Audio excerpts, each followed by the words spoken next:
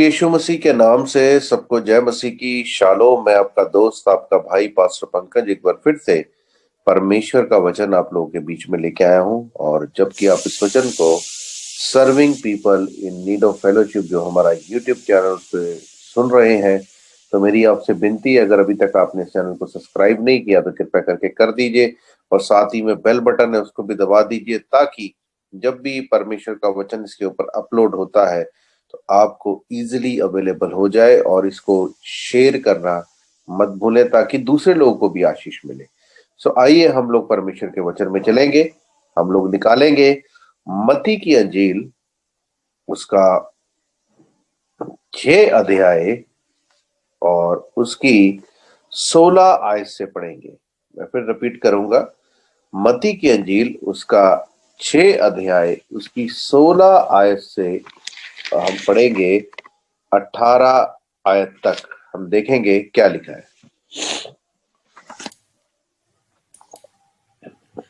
जब तुम उपवास करो तो कपटियों की नाई तुम्हारे मुंह पर उदासी न छाई रहे, क्योंकि वे अपने मुंह बनाए रहते हैं ताकि लोग उन्हें उपवासी जाने। मैं तुमसे सच कहता हूं कि वे अपना प्रतिफल पा चुके। तो आज का जो हमारा टॉपिक है वचन के अनुसार वो उपवास के ऊपर है।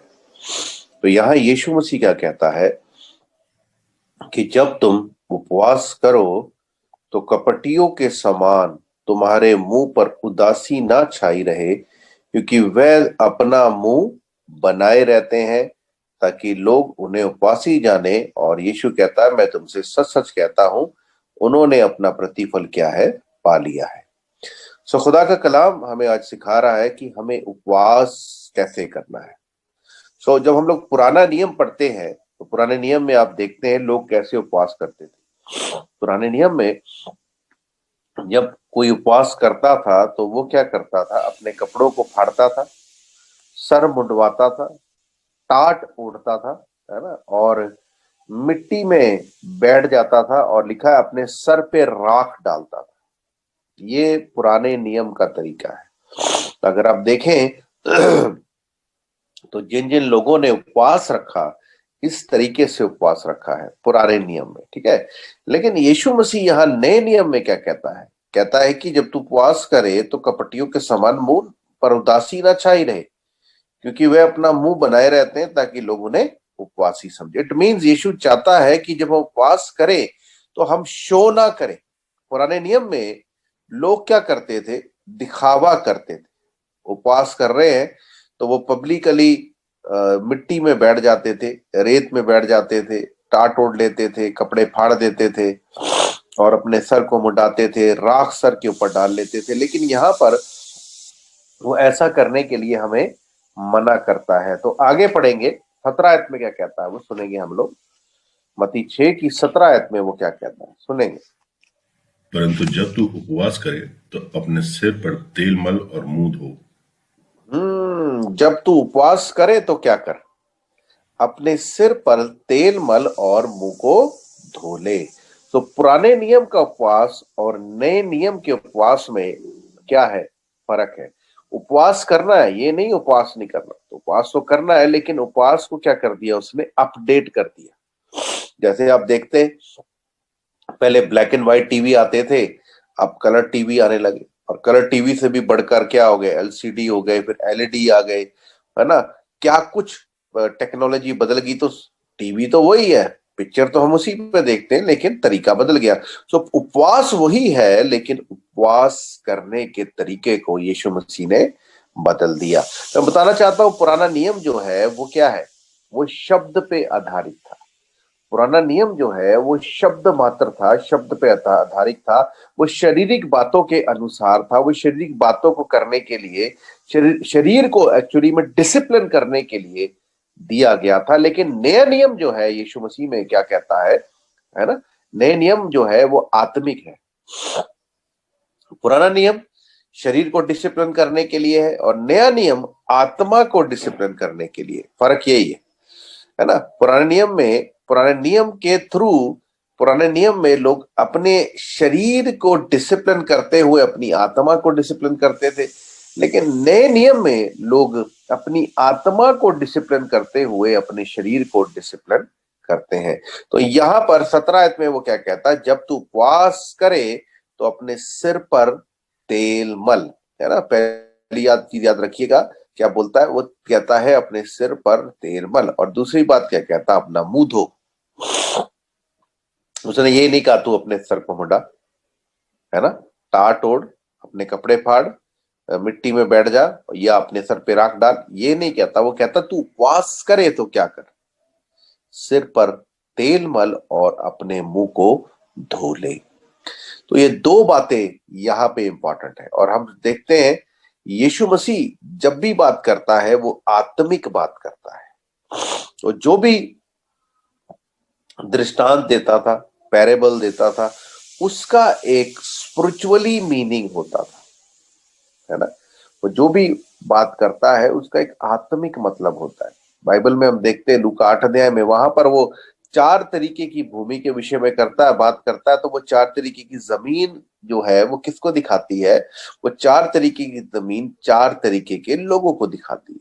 तो यहां पर भी जब हम 17 आयत पढ़ते हैं तो यहां पर भी वो सिर पे तेल मलना और मुंह धोना जो है एक आत्मिक मतलब देखा जाता है। सिर पे तेल मलने का मतलब क्या है ना, सिर पे तेल मलना और मुंह को धोना। देखिए पुराने नियम में सिर पे तेल मलना, है ना, तेल जो है वो अभिषेक को दिखाता था। पुराने नियम में तेल मलने का मतलब क्या, जब सर पे तेल डाला जाता था तो उससे अभिषेक हुआ करता था। मैं बताना चाहता हूं, जब हारून और उसके पुत्रों का अभिषेक हुआ, हारून को महायाजक के लिए और उसके पुत्रों को याजक के लिए अभिषेक हुआ, तो उनके सिर पर तेल डाला गया, ठीक है। और जब याजक का अभिषेक होता तो उनके सिर पे तेल डाला जाता है, और जब राजा का अभिषेक होता है तो उसका भी तेल से अभिषेक होता है। जब एक नबी का अभिषेक होता है तो उसका भी अभिषेक तेल के द्वारा ही होता है। समझिएगा इस बात को, तेल जो है वो अभिषेक करने के लिए, अनॉइंट करने के लिए रखा गया है।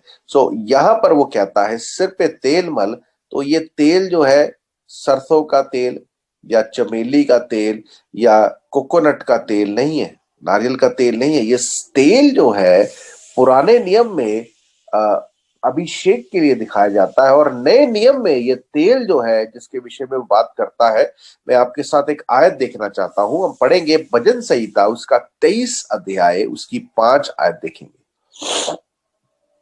भजन संहिता 23 अध्याय उसकी 5 आयत देखेंगे। यहां आपको पता लगेगा तेल के बारे में। वो तेल क्या है हम पढ़ेंगे।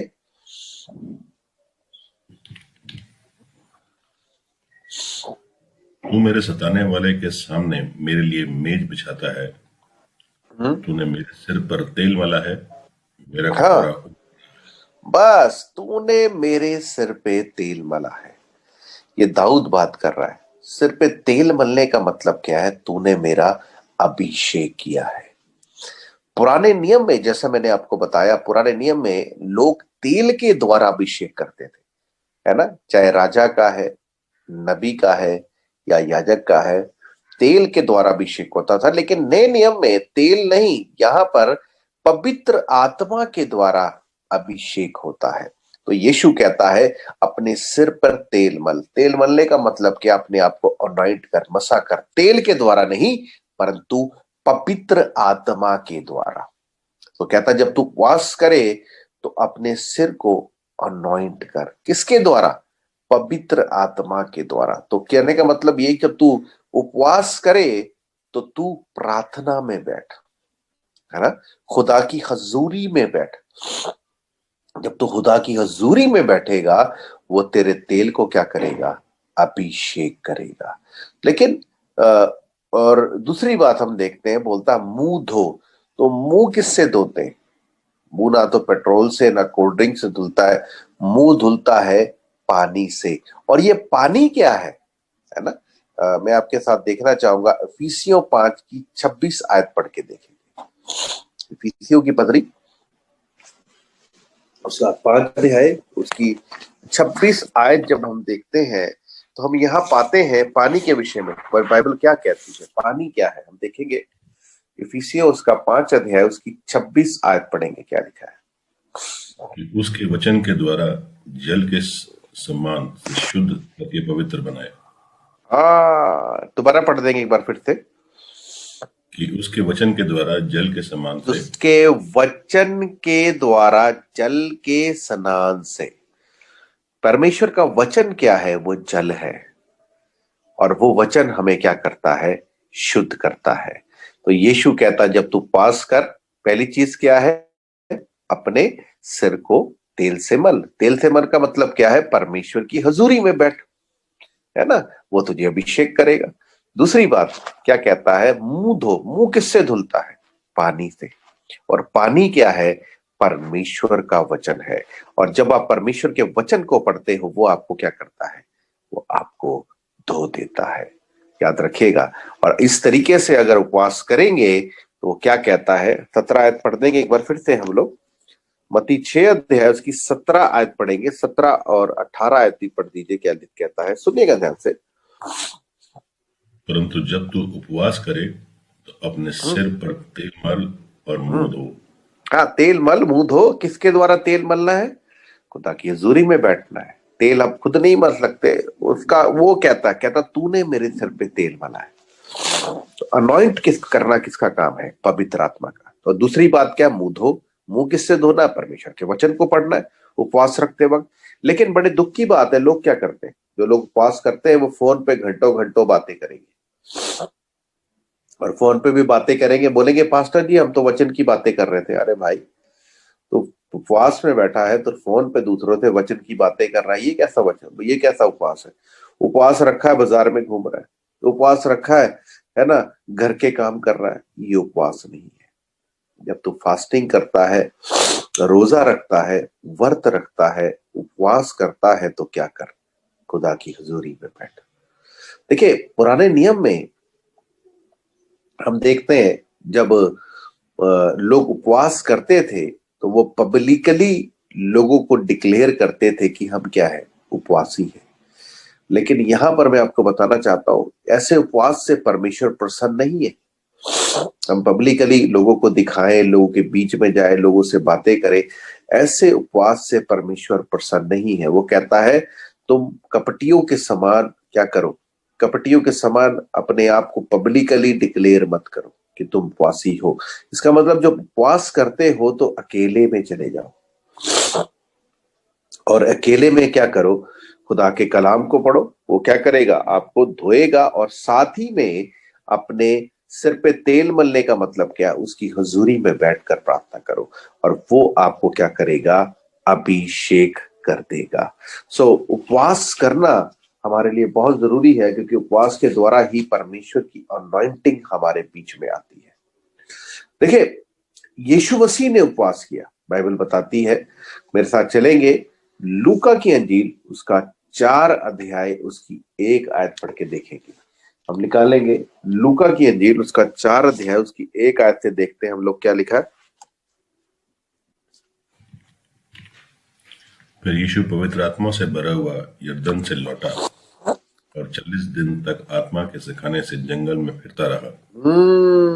क्या कहता है, यीशु पवित्र आत्मा के सिखाने के द्वारा कहाँ लौटा, यरदन में लौटा, है ना। कहता है और आत्मा के सिखाने से जंगल में फिरता रहा। ठीक है, तो यीशु किसमें है, अभी उपवास में। आप जानते 40 दिन के रोजों में वो गया, तो 40 दिन के रोजों में वो क्या करता रहा, देखिए वो अकेले में गया, जंगल में गया। वो घर में बैठकर भी उपवास कर सकता था, लेकिन उसे पता था अगर वो घर में बैठकर उपवास करता तो लोगों ने उसका पीछा ही नहीं छोड़ना था। इसलिए वो क्या हो गया, अकेले में चला गया, दुनियादारी से अलग हो गया। और वहां लिखा है वो पवित्र आत्मा की चलाई, है ना, पवित्र आत्मा के सिखाने में फिरता रहा। इसका मतलब है पवित्र आत्मा की चलाई का मतलब क्या है, सिर पे तेल मलना, यानी खुदा की हजूरी में रहा वो। और जैसे होली स्पिरिट ने, पवित्र आत्मा ने उसे गाइड किया, वैसे ही वो चलता रहा। अभी देखिए दूसरी आयत पढ़ेंगे क्या लिखा है।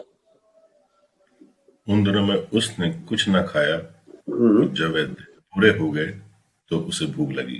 क्या क्या कहता है, उन दिनों में उसने कुछ ना खाया, और जब वह दिन पूरे हो गए तो उसको भूख लगी। अभी देखिए आगे क्या लिखा, 3 आयत पढ़ेंगे। और शैतान ने उससे कहा, यदि तू परमेश्वर का पुत्र है तो इस पत्थर से कह कि रोटी बन जाए। शैतान क्या कहता है कि यदि तू परमेश्वर का पुत्र है तो इस पत्थरों से कह कि रोटी बन जाए। लेकिन यीशु क्या कहता है, 4 आयत पढ़ेंगे हम।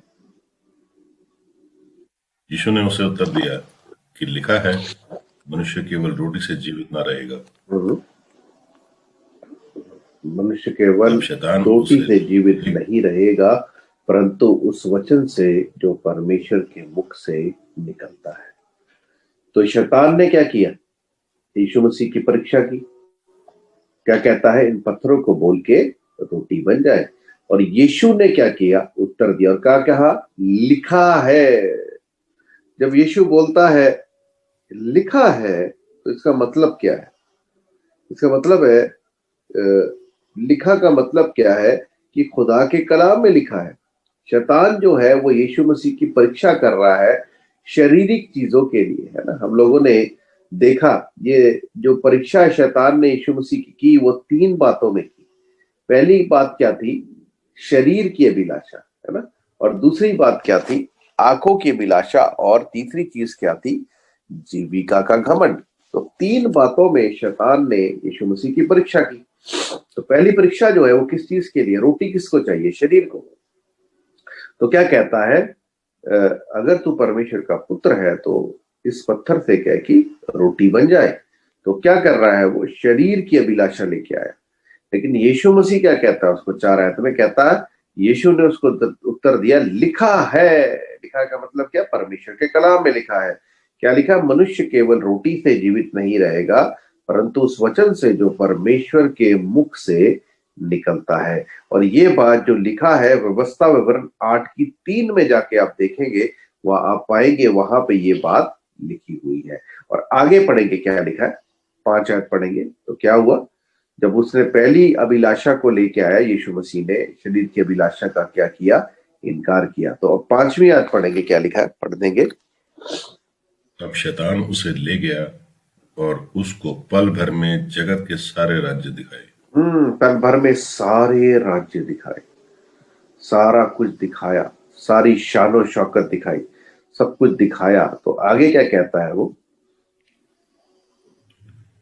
और उससे कहा, मैं ये सब अधिकार और इनके विवेक तुझे दूंगा, हम्म, क्योंकि वे मुझे सौंपा गया है, हम्म, और जिसे चाहता हूं उसको दे देता हूं। शैतान का कहता है, मैं ये अधिकार और इसका वैभव तुझे दूंगा, क्योंकि वह मुझे सौंपा गया है, और जिसे चाहता हूं उसको दे देता हूं। समझ रहे मेरी बात? तो ये याद रखिएगा, शैतान के पास क्या है, ये सारा वैभव, है ना। सारी शान शौकत जो है उसके पास है, उसको सौंपी गई है। क्लियरली लिखा है, ये सब अधिकार, है ना। तो ये सारा वैभव तुझे दूंगा, क्योंकि ये मुझे सौंपा गया है, और जिसे चाहता हूं उसको दे देता हूं। तो ये आगे क्या बोलता है, कंडीशन क्या है, ये सब कुछ तुझे मिलेगा, लेकिन कंडीशन क्या है, 7 आयत पढ़ेंगे। इसलिए यदि तू मुझे प्रणाम करे तो ये सब तेरा हो जाएगा। हाँ, अगर तू मेरे आगे झुकेगा तो ये सब कुछ मैं तुझे दे दूंगा। देखिए आगे क्या, यीशु ने क्या जवाब दिया, देखिए ये क्या कह रहा है, आंखों की अभिलाषा लेके आया कि जो कुछ देखता है मैं तुझे दे दूंगा, है ना। तो मेरे आगे माथा टेक दे। लेकिन यीशु क्या कहता है, हम पढ़ेंगे 8 आयत में। यीशु ने उसे उत्तर दिया, लिखा है कि हाँ। तू प्रभु अपने परमेश्वर को प्रणाम कर हम्म। और केवल उसी की उपासना कर। हाँ, यीशु क्या कहता है, लिखा है। तो यीशु मसीह ने जब भी शैतान को जवाब दिया है वो परमेश्वर के वचन से दिया है।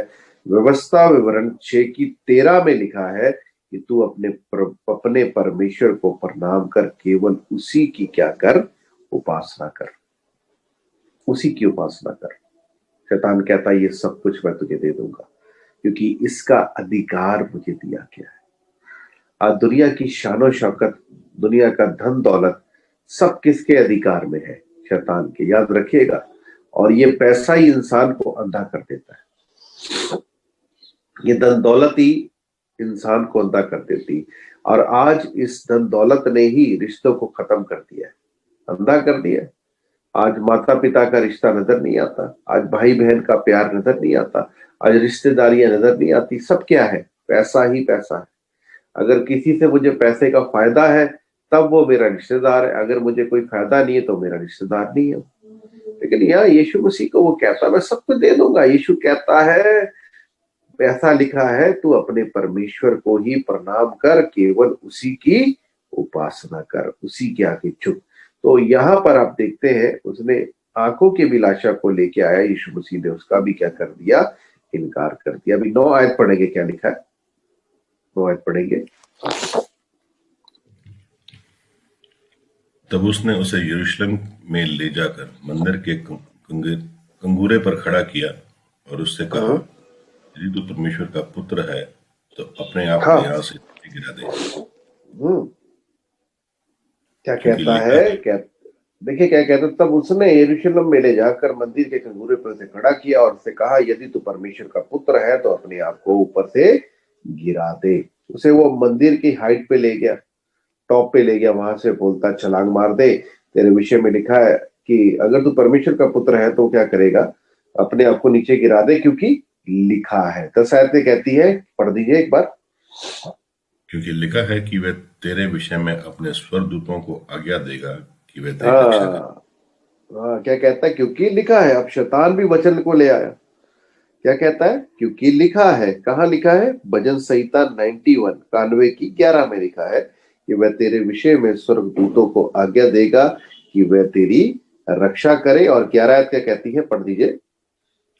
और वह तुझे हाथों हाथ उठा लेंगे, हम्म ऐसा हम्म ना हो कि वह तेरे पांव में पत्थर से ठेस लगे। तो ये क्या बोल रहा है?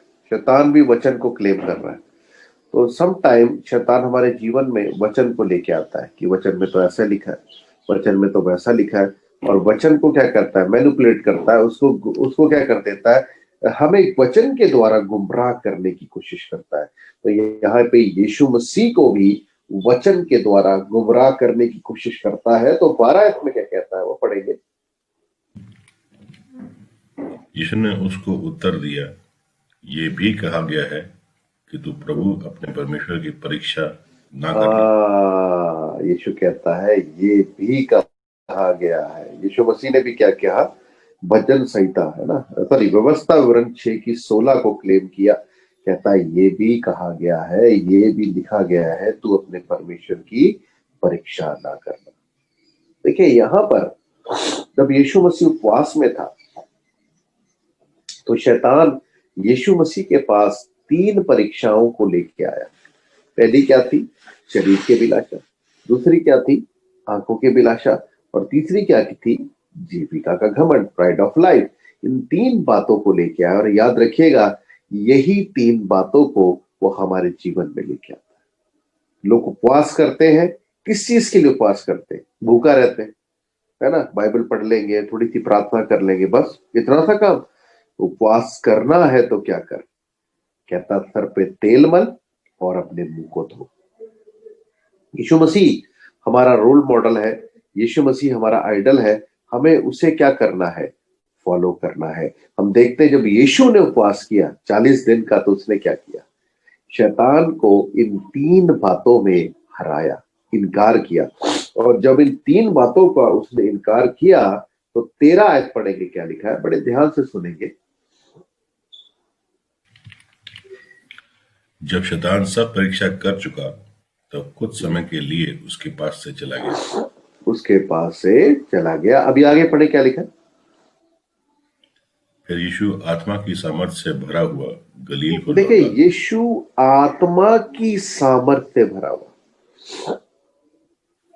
लेकिन मैं आपको गौर कराना चाहता हूं, लूका 4 की 1 क्या कहती है?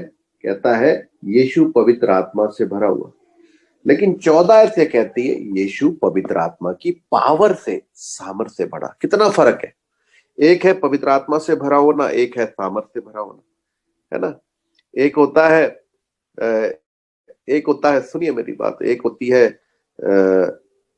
क्या उदाहरण दूं? एक होती है कार, एक कार होती है बिना पेट्रोल के, एक होती है पेट्रोल के साथ भरी हुई, है ना? या कह ले एक कार है बिना इंजन के खड़ी हुई, है ना, और एक कार है इंजन के साथ खड़ी हुई। तो दोनों में क्या है, फर्क है। तो आज लोग, है ना, पवित्र आत्मा से तो भरे हुए हैं, है ना। जो लोग, हमने पढ़ा पहला कुरिन्थियों 12:3, जब हम पढ़ते हैं तो वहां लिखा है, जो कोई ये विश्वास करता है कि यीशु मसीह ही प्रभु है, वो बिना पवित्र आत्मा के नहीं कह सकता। इट मीन्स उनके अंदर परमेश्वर का आत्मा है। जो लोग भी यीशु मसीह पे विश्वास करते हैं, उनके अंदर परमेश्वर का आत्मा रहता है, लेकिन वो आत्मा की सामर्थ से भरे नहीं है। समझिएगा इस बात। जो लोग यीशु मसीह पे बिलीव करते हैं, विश्वास करते हैं कि वो प्रभु है, इसका मतलब उनके अंदर परमेश्वर का आत्मा है। लेकिन आत्मा तो है, पर पावर काम नहीं करती, सामर्थ काम नहीं करती। क्यों? वाई? रीजन क्या है? उसका रीजन ये है, वो इन 3 बातों में शैतान के साथ सहमत है कहीं ना कहीं। आंखों की अभिलाषा, उनको आंख की चीजें अच्छी लगती है ना, दुनिया की चीजें उनको अच्छी लगती, दुनिया की का चौंध उनको अच्छी लगती है, उसमें फंसे हुए। कई लोग शारीरिक अभिलाषा में फंसे, जैसे व्यभिचार,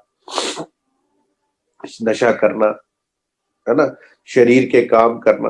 शरीर के काम तो प्रकट है, जैसे व्यभिचार, लुचपन, मूर्ति पूजा, जादू टोना, वैर करना, झगड़ा करना, बदले की भावना रखना। हम लोग देखते हैं कई लोग इन बातों में फंसे हुए।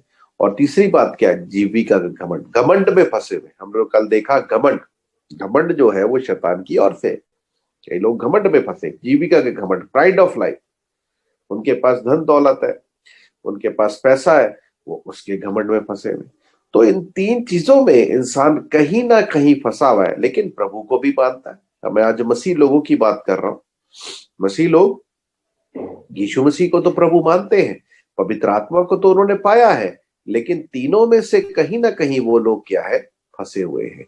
और जब वो फंसे हुए हैं, तो सामर्थ उनके जीवन में काम नहीं कर रही। और जब सामर्थ काम नहीं कर रही, तो शैतान क्या कर रहा है? उनको इन्हीं बातों में फंसा कर, कभी बीमारी में, कभी लड़ाई झगड़े में, कभी डिप्रेशन में, कभी टेंशन में जीवन बिता रहा है। लेकिन यीशु कहता है, अगर तू उपवास करे तो क्या कर, कपटियों के समान नहीं। अगर तूने उपवास करना है तो क्या कर, अपने सिर को तेल से मल और मुंह को धो ले। सिर को तेल से मरना क्या मतलब का मतलब क्या है? उसकी हजूरी में बैठना। और मुंह धोने का मतलब क्या है? उसके वचन को पढ़ना, उसके वचन को पढ़ना, उसके वचन के अनुसार काम करना। अगर यीशु वचन से शैतान को जवाब नहीं देता, तो शैतान ने उसके ऊपर हावी हो जाना था। तो इसलिए अगर आप चाहते शैतान आपके जीवन में हावी ना हो, तो आपको क्या करना पड़ेगा? 2 काम करने पड़ेंगे। पहली बात, सिर को तेल से मलना है। तेल से मलने का मतलब क्या है? उसकी हजूरी में बैठना है। और मुंह धोने का मतलब क्या है? मुंह धोने का मतलब है उसके वचन को पढ़ना है और उसके अनुसार जीवन जीना है ना। उस कपटियों के समान रोजा मत रखे। भूखे हैं जी, हम लोग रोजा रख के बैठे, कभी इधर घूम रहे, कभी उधर घूम रहे, कभी इधर बात कर रहे, कभी उससे बात कर रहे, कभी यीशु उसके बाइबल, अपना बाइबल बांटने चले गए, पर्चे बांटने चले गए पब्लिकली। ये रोजा कोई है? ये तो ढोंग है। असली रोजा क्या है? असली रोजे का मतलब क्या है? तो सिर पे तेल मल और अपने मुंह को धो ले, खुदा की हजूरी में बैठ, है ना। और असली रोजा क्या है? असली रोजा रखना है तो अपनी आंखों का रखो कि मैं गंदी चीज नहीं देखूंगा। रोजा रखना है तो अपने कानों का रखो, मैं गंदी बात नहीं सुनूंगा। रोजा रखना है तो अपना मन का रखो, मैं गंदी बात अपने मन में नहीं रखूंगा। रोजा रखना तो अपनी जुबान का रखो, मैं गंदी बात अपने मुंह से नहीं बोलूंगा। रोजा रखना तो अपने शरीर का रखो, मैं गंदा कार्य अपने शरीर के द्वारा नहीं करूंगा, क्योंकि मेरा शरीर पवित्र आत्मा का मंदिर है। भूखे रहने के बाद, चाहे 1 दिन का रोजा रखो, चाहे 50 दिन का रोजा रखो, रोजा रखने के बाद फिर आप गंदी चीजों को देखते हो, गंदी बातें सोचते हो, गंदी बातें सुनते हो, गंदी बातें बोलते हो, गंदी बातें करते हो, उसका क्या फायदा? सोच के देखिए, ऐसे उपवास का क्या फायदा, ऐसे उपवास से क्या फायदा, ऐसे भूखे रहने से क्या फायदा है? ऐसे भूखे रहने से तो क्या हो सकता है, पतले हो सकते आप, है ना, पतले हो सकते हो, फिट हो सकते हो, लेकिन आपको कोई फायदा नहीं होगा, आत्मा में कोई फायदा नहीं होगा ऐसे रोजे का। अगर रोजा रखना है तो पक्का रोजा रखो कि मैं आज के बाद गंदी चीज देखूंगा ही नहीं, पक्का रोजा, है ना। ये 50 दिन का नहीं कि आज से 50 दिन में गंदी चीज नहीं देखूंगा। रोजा रखना है तो पक्का रोजा रखो सारी जिंदगी का, आज के बाद गंदी चीज देखनी ही नहीं, आज के बाद मुंह से गाली ही नहीं निकालनी, आज के बाद गंदी बात सोचनी नहीं, आज के बाद गंदी बात सुननी नहीं, आज के बाद गंदा कार्य नहीं करना, जो वचन के खिलाफ है वो काम करना ही नहीं है मुझे। ये चीज का रोजा रखो, और ऐसा रोजा रखोगे तो आप पवित्र आत्मा की सामर्थ्य से भर जाओगे, और फिर शैतान का होगा आपके पांव के नीचे होगा। यीशु मसीह ने ऐसा ही रोजा रखा, और आपको पता है शैतान उसके पांव के नीचे रहा, जहां कहीं जाता था शैतान घुटने टेक देता था। अब भी जहां कहीं जाएंगे, जहां कहीं खड़ेंगे, वहां से शैतान निकल लेगा। तो इसलिए आज मैं आप लोगों को कहना चाहता हूं, रोजा रखना है तो यीशु मसीह की तरह रखें। यीशु मसीह ने जिस प्रकार से शैतान को हराया, उसको हराने के लिए रोजा रखें। सो वचन क्या कहता है? वचन कहता है जब तू उपवास करे तो कपटियों के समान नहीं, यीशु मसीह के समान उपवास करें। तो आइए इस समय हम लोग अपनी आंखों को बंद करें और हम लोग प्रार्थना करें खुदा से। खुदाबंद, मैं आज आपसे प्रार्थना करता हूं प्रभु कि खुदाबंद मैं अब उस कपटियों के समान भूखा रहकर टाइम बर्बाद नहीं करना चाहता प्रभु, लेकिन मैं उपवास करना चाहता हूं अपनी आंखों का प्रभु, और वो भी 10 दिन या 20 दिन के लिए नहीं प्रभु, हमेशा के लिए, कि मैं गंदी बात, गंदी चीज अपनी आंखों से नहीं देखूंगा, गंदी बात मैं अब नहीं सुनूंगा प्रभु अपने कानों से। मैं अपने कानों पे तेरा रोजा रखूंगा सारी जिंदगी प्रभु, कि मैं कोई गंदी बात अपने कानों से नहीं सुनूंगा, गंदी बात अपने मन में नहीं सोचूंगा प्रभु, गंदी बात मैं अपने मुंह से नहीं बोलूंगा, गंदा कार्य मैं अपने शरीर के द्वारा नहीं करूंगा प्रभु। मैं सारी जिंदगी का प्रभु रोजा रखना चाहता हूं प्रभु। प्रभु मेरी मदद सहायता कर प्रभु, ताकि प्रभु मैं उस प्रकार से रोजा रखूं जैसे तूने रखा पिता। प्रभु मेरी मदद कर, मेरी सहायता कर प्रभु, ताकि मैं तुझ में पढ़ सकूं प्रभु। तेरा अनुग्रह हम सबके ऊपर हो प्रभु, प्रभु यीशु के नाम से, आमीन, आमीन।